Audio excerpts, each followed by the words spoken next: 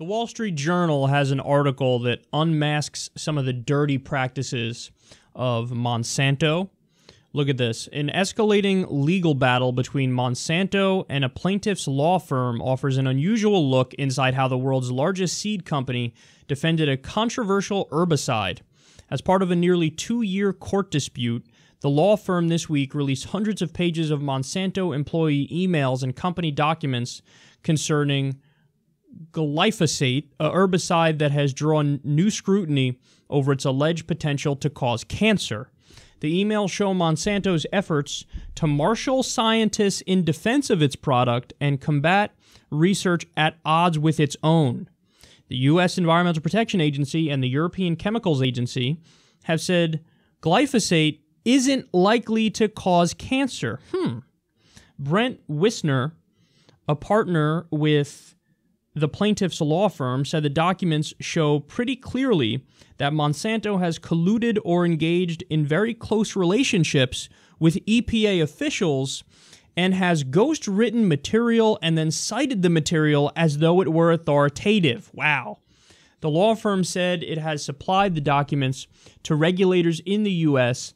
and Europe to inform future decisions regarding glyphosate. The plaintiffs are seeking wrongful death and punitive damages from Monsanto. Mr. Wisner said that his firm had earlier challenged the confidentiality of each set of Monsanto documents the firm released, and that Monsanto didn't file legal objections. The debate over safety escalated in 2015 after the International Agency for Research on Cancer, an agency of the World Health Organization, classified glyphosate as likely having the potential to cause cancer. Okay, so let me explain what all that means. When you have the EPA and the European equivalent, European Chemicals Agency, saying, no, this doesn't look like it's likely to cause cancer. Interesting phrasing there. Doesn't look like it's likely to cause cancer. Why wouldn't you say it doesn't look like it causes cancer? Doesn't look like it's likely to cause cancer, so maybe there's a little bit of wiggle room there, maybe yes, but who are we? What do we know? I don't know. You're the EPA and the fucking equivalent, the European Chemicals Agency. So maybe you should know what the fuck you're talking about. But what's being alleged in this lawsuit from people who had cancer and worked directly with this shit, some of them who were working on the case with them died, and other people are still sick working on the case. So think about that. People working directly with this shit die young from different types of cancer. They go, hey man, I think this stuff causes cancer.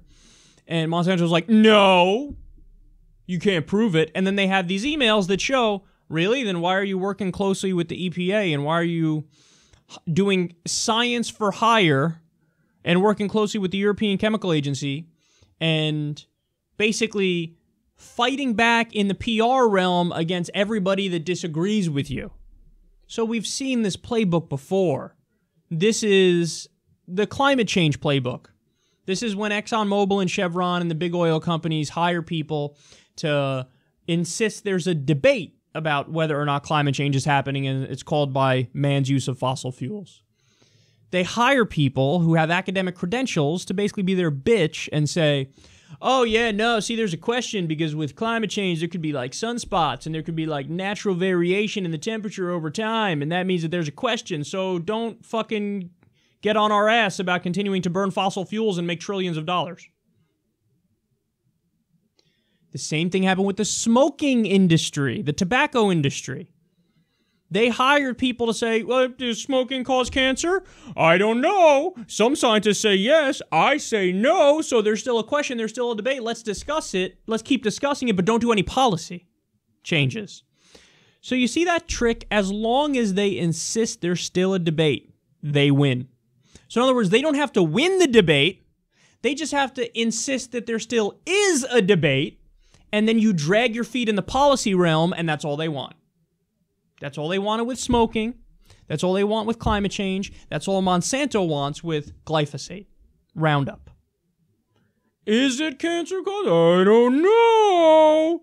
I mean, we have scientists that say no. Sure, there are other ones that say yes, but we have ones that say no. And look, the EPA says no. But wait, didn't you just buy them out, basically? Didn't you, curry favor with them? Well, yeah, but doesn't matter. EPA is on our side.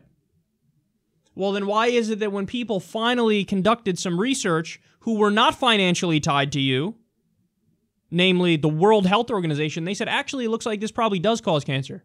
Why is that? So you buy the science that fits your economic agenda, that fits your profit margin.